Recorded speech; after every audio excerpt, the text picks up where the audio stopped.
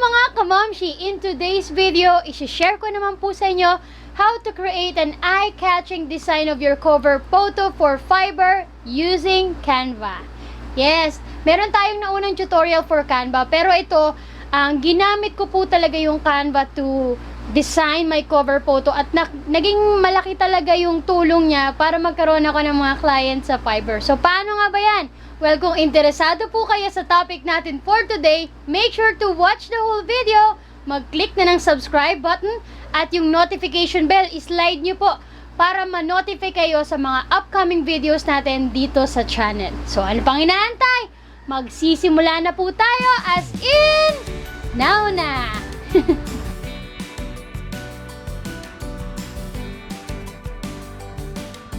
Welcome back po sa ating channel at sa mga bago lang, welcome, welcome, welcome. I'm Sheena Santos at dito sa ating channel nagsishare tayo ng mga tips, advices, guides, walkthroughs, tutorials, interviews at kung ano-ano pa tungkol sa buhay at pag-online job na isang home-based mom. And like what I said earlier, ang topic natin would be about how to design an eye-catching cover photo for Fiverr using Canva. So mahaba yung title natin na, but I'm sure magugustuhan nyo yung ating topic for today dahil malaki po ang naitulong nito sa akin para gumawa ng ating naguhumiyaw na cover photo. And kung napanood nyo po yung unang part ng video natin, which is about the 5 best tips. Well, actually, hindi nga yata 5 yun. Mas marami pa yung tips na na-share ko eh. Sana napanood nyo po yun para makatulong po to get more attractions, more orders from your clients, from your Fiverrs, from your buyers sa Fiverr. So, kung hindi po, make sure to check out dito sa ating comment section. Ilalagay ko po yung link ng video at sa description box dahil marami po tayong links dyan na maaring makatulong po sa inyo lalo sa mga beginners to get started working from home. Okay, so nandyan po yung first part ng ating video. Magsimula na tayo as in now na. So, just to show you guys again kung paano ba, kung ano yung tsura ng aking cover photo. Kung di nyo pa napanood yung first video natin, ito yung aking cover photo. So, tatype mo lang marketing automation o kaya active campaign and mapapansin nyo, lumalabas na talaga ako sa search results ng Fiverr. Kasi mahalagang lumabas ka dahil pag hindi ka lumabas dyan, walang chance na may umorder sa'yo. Promise. Ganun nangyari sa akin for more than a month. Hindi ako searchable, so wala akong client attraction, walang messages from the clients, walang orders. Kaya kailangan talaga meron kang gawin. So, nung tinype ko yung salitang marketing automation, which is part of my main keyword or keywords sa service ko, ayan, ito yung akin. Lumabas na siya. Before talaga walang lumalabas. So, kung liliitan ko, parang kulari, mobile lang gamit ko. Ayan, nililitan ko. As you can see, merong pa rin, kumbaga kita pa rin yung aking cover photo. Mababasa mo pa rin kahit paano yung salita, yung active campaign, professional active campaign service. Kita pa rin siya. Kita pa rin yung babae doon na naka-yellow, di ba? At yung aking background color na red. Ayan, tapos yellow. Pansin siya.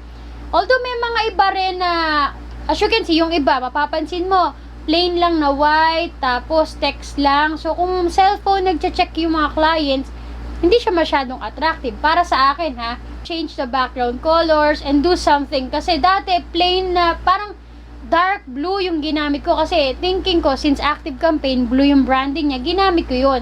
Kaya lang, nung tinype ko yung, let's say, salitang active campaign, mapapansin mo, yung mga kapitbahay kong sellers, ang ginagamit din nila ay mga blue.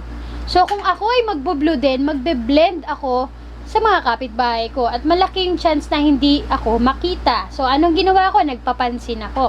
Ginawa kong red. Ayan. So, kahit liitan ko, may dating pa rin. Pansin ako, oy, siya lang ang naiiba dyan, di ba? So, hindi ko man sinasabi na sa inyo na gumamit din kayo ng mga ganyang kulay, pero malaki na itulong sa akin na napansin din talaga ako dyan. So, paano ko ginawa yan? Let's go to Canva and we'll design. Sa paggawa po ng inyong cover image or eye-catching cover photo design sa Fiverr, ang size po kung gagawa yung custom dimensions ay 550 by 370. So, kailangan po kasi custom dimensions para sure kayo na yun yung yun yung ano, yun yung size talaga na kailangan nyo. Kasi pagka hinulaan nyo lang, mangyari pa ulit-ulit kayo magde-design. So, just to make sure, click on custom dimensions. And by the way, meron po akong link dyan sa description box para makapag-create kayo ng account. It will be my referral link para makapag-create kayo ng sarili nyong account sa Canva. Libre lang naman po yan. Ngayon, kung gusto nyo i-upgrade yung inyong plan, nasa sa inyo na po. Ako kasi libre lang yung ginagamit ko. And kung merong mga pictures or elements akong gustong bayaran, then binabayaran ko lang ng pa isa-isa. Pero yung iba kasi nag-upgrade na lang sila, yung parang monthly service na. Nasa sa inyo na po yan. So, ano sabi? 550 by 370. Create a new design. Yan. So, blank slate pa siya. So, dito, pwede ka nang kumuha ng mga templates sa kaliwa. Ayan. May mga available templates na. Or pwede namang dito ka na magsimula kung meron ka nang naiisip na design. Kung wala pa, pwede kang kumuha, tas edit mo na lang. So, babalikan ko lang yung kung saan ako gumawa na mismo. So, para meron na akong guide. Okay? Kung paano ko ginawa yung mismong gig ko. Kiklik ko lang. So, ayun. Una, nag-blue pa ako eh. Blue muna yung nilagay ko bago yung red. Pero napansin ko, yung mga co-sellers ko, blue din. So, ayokong mag-blend sa kanila. Kaya iniba ko. Nag-red ako. Magkiklik lang ako ng, create new. Ayan, yan to. Create a new page. Ayan, ito na. Gumamit ako ng aking picture. Tapos, para makrop ko, dahil hindi naman kasi ako nagpo-photoshop, ginamitan ko ng remove.bg. Ito yung tinuro ko din sa isang tutorial natin for Canva. Kung hindi nyo pa napanood po yun, ito po yung link. I-click nyo lang po, kaya sa description box natin nakalagay din. And even dito sa card sa taas, click nyo lang po kung gusto nyo makita rin po yung isang tutorial natin for Canva. I-upload ko yung image ko. Kuha lang ako. So, for example, ito. Tatanggalin ko yung background nitong image na to. Ting! O, diba ang bilis? Tanggal na agad yung background. Remove.bg. Okay, download ko na. Tapos, yan yung ilalagay ko dito. Ibahin ko lang muna, ha. Ito yung dinownload ko. Tapos ito sa kaliwa, ito yung ni-remove ko rin yung background niya. So, in-upload ko yun yung ginamit ko. So, for example, gagamit ako ng ibang image. Ayan. Tapos, ano nakalagay? Sabi ko, Professional Active Campaign Service. So, kukuha lang ako ng text dito sa kaliwa. Ayan. Nalagay ko, Professional Active Campaign Service. Nire-recreate ko lang ha, para alam nyo kung paano ko siya ginagawa. Ay, teka. Mali. Ano ba? Mali. So, professional ay! Ano ba? Campaign service. Okay, so yun. Tapos, in-highlight ko. Gigilid ko lang siya. Ayan. Tapos, mamaya ko naayusin yung pinaka, yung mga colors. So, naka-ready na. Nandyan ang lahat. Tapos, yung red na yun, mapapansin mo doon sa likod, may mga sample works pa rin ako nalagay. Pero nasa inyo na yun. Kung gusto nyo, pwedeng plain color lang, wala nung background. Pero, parang parang reflection lang na meron something dun sa likod ko, which is still related dun sa ginagawa kong gig. Okay? Ito, ayan, kukuha ko ng sample. Pagka, parang i-hold ko yung mouse, and then ida-drag ko, teka, ulit.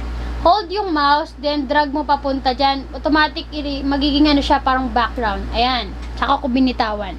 Ganun, binitawan. Alright, so ganyan. Okay, so medyo naglalaban yung dalawang text, diba? Yung background at tsaka yung text. Kukuha ngayon ako ng shapes. Ayan, rectangle na lang, square. Pwede ko na makasing lakihan, liitan. Ayan. So, natakban. Anong gagawin ko? Ibaba ko siya. Position. Back, back, back. Yan, wala na. Kasi, meron ng background image, diba? So, yan. Ang gagawin ko na lang is, ita-transparent ko. Ayan. So, medyo lumalabas na, diba? Parang, lang yan. Parang background lang naman kasi yung sample work. Tapos, ibahin ko yung kulay. Oh, ayan, red. So, nagguhumiyaw yung aking color. Parang hindi ko type ng picture na to. Babaguhin ko, Hindi ko type yung picture ko dyan. Ayan, dinrag ko, 'di ba? Pag drag kong ganun, 'di ba? Lakihan ko. Okay, so lalakihan ko lang konti. Yan. Pero dito kasi buhay yung kulay ko. Dito sa isa hindi. Pale. Anong ginawa ko diyan? May secret ako at i-share ko yan later. Yan bonus ko sa inyo ha. Ano ba mag-improve yung picture, okay? Anyway, so let's go back there. Ito muna. So ang sabi ko, ang active campaign ko, gusto kong i-highlight. So, ginawa ko siyang yellow. Ayan, naghuhumiyaw. Yan. Tapos, lalaki ang anong font ko dito? Teka, Archivo Black. Okay, Archivo. Hinanap ko si Archivo. So, kasi bold yung yung asin kita talaga. Malaki. Malakihan ko. Tapos, medyo malaki yung spacing kasi, kaya yung line height, i-adjust ko, lilitan ko konti para magdikit-dikit konti. Ayan. Ano pa? Okay. So, lalagyan ko ng black na background yung salita para, para hindi magtalo. Yun. So, kagaya ng ginawa ko dito sa red, kuha lang uli ako dito. Yung enough lang para ma-highlight lang yung text, ha. Tapos, i-back mo lang uli. Back. Oops. Forward. Konti. Forward. Then, change color. Black. So, yung nauna, hindi ko na nabasa. Ayan. Gagawin ko siyang white. Okay. Dito sa cover photo na ginagawa natin, guys, dito wala ako sinusunod na branding. Pero doon sa website ko kasi, kung gusto nyo makita, ito, may sinunod akong branding colors dyan to represent myself, to represent the service that I offer. So, habang nag-aantay tayo, ayan, pakita ko sa inyo. Gagawin ko siyang white. So, kung meron kayong mga sinusunod talaga na branding, colors, you can follow, pero ako kasi ang goal ko is magpapansin sa mga clients, kaya yung mga naguhumiyaw na kulay ang ginamit ko. So, kailangan ko lakihan. Ayan. Enough lang yung gagawin ko para ma-fill in lang yan. Ito natin konti. Okay. Tama ba? Okay. Tapos sa taas ko, merong ganun. Yung top quality service, yung yellow. Ayan. So, kumuha lang ako din ng rectangle ulit. Tapos, ayan, dilitan ko. Tapos, ipapalingi ko lang siya. Ayan. Tapos, punta tayo sa taas. Copy. Ay, mali. Ayan, paste. There we go. Okay, so lalagay ko na lang top quality service. Top quality service. Dilitan ko. Pagkakasyain ko lang doon sa maliit na space na yun, ha. Kaya gumamit ako ng payat na font. Tapos ipapalingi ko din. Yan. So, I hope nagigets nyo naman yung idea ng mga tinuturo ko. Kayo na lang bahala mag-improve pa. Kung sa tingin nyo ay, ano ba font ko dito? Kung sa tingin nyo ay hindi nyo type yung mga style ko, okay lang. Okay? Walang problema. Basta kung saan sa tingin nyo kayo mas mas mapapansin, do it. Ano nga ba yung sinabi ko kanina? Advent Pro Medium. Okay, Advent. Ayan. Okay, tapos black yung color. There you go. Ayan. So, tapos yung background gagawin kong yellow. Kapareho nung salitang active campaign. Lilitan ko lang konti kasi masyado na siyang malaki. Bold. Tapos yung yellow na yun, di ba natatakpan yung ulo ko? Ibaba ko na lang siya. Ayan. Okay, lumabas na yung ulo ko. There you go. So, ganyan lang. Medyo nakapalingi. Di kasi ako magaling mag-Photoshop, kaya sa Canva na lang ako bumabawi. Kahit pa paano. So, ganyan lang po yung improve nyo na lang po yung sa inyo. Tapos, naglagay lang ako ng logo ng active campaign. Kumuha ako dun sa Google. Tapos, niremove ko ulit yung background niya. And, nandito na siya ulit. In-upload ko na para anytime na kailangan ko, ilalagay ko na lang siya dyan. Okay, so, ang gagawin ko, dahil meron na ako dun sa isang, dito na lang kukuha. Move ko lang. Copy, kakopy ko. Pwede ko siyang dalhin dito eh.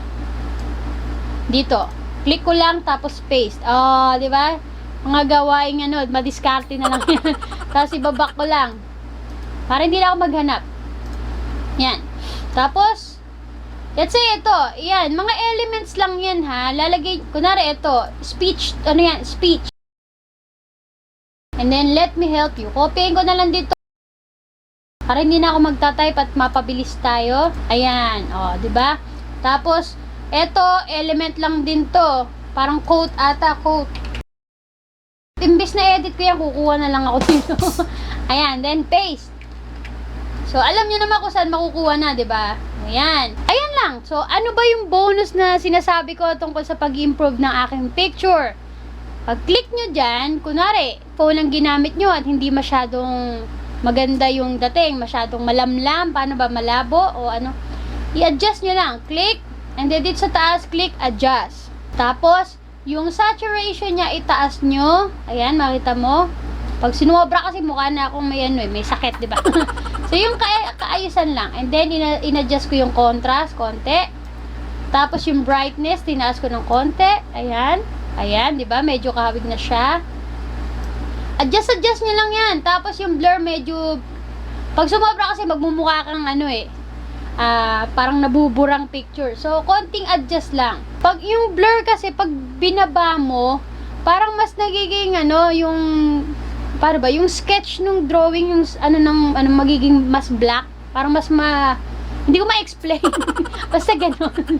Ay parang mas na-emphasize yung lining nung face ko, nung drawing ko, ganyan. Pero wag mo lang sosobrahan na. O yan, so ganun lang. Na-improve ko yung kanina, di ba? Parang maputla ako na madilim.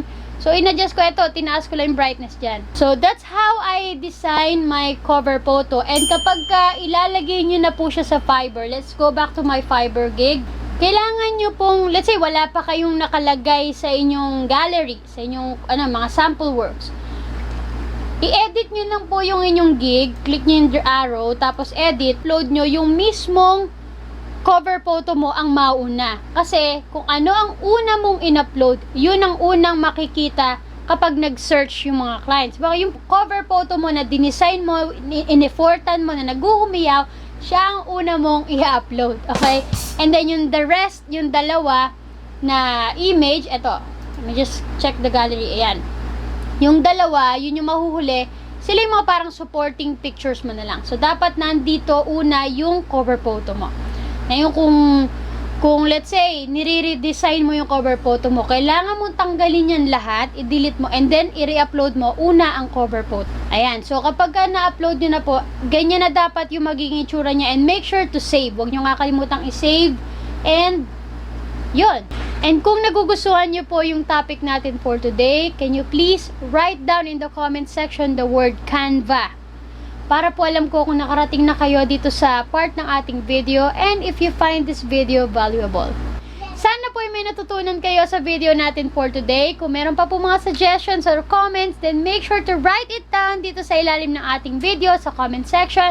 At i-check nyo po yung mga link natin sa description box and dito sa card sa taas para mas mag-guide po kayo on how to get started working from home. Sana po may share nyo po sa inyong Facebook profile yung mga videos natin dito para hopefully makatulong din po sa mga gustong mag-work from home pero walang idea on how to get started. Marami po tayong mga videos na maaaring ma-share sa kanila ng libre lang at makasimula silang mag-aral. Okay? In the meantime, eto po yung mga suggested videos natin dito sa channel na dapat nyo rin pong panoorin. And again, I'm Sheena Santos. Thanks everyone for watching. Magkita-kita po ulit tayo. Bye for now!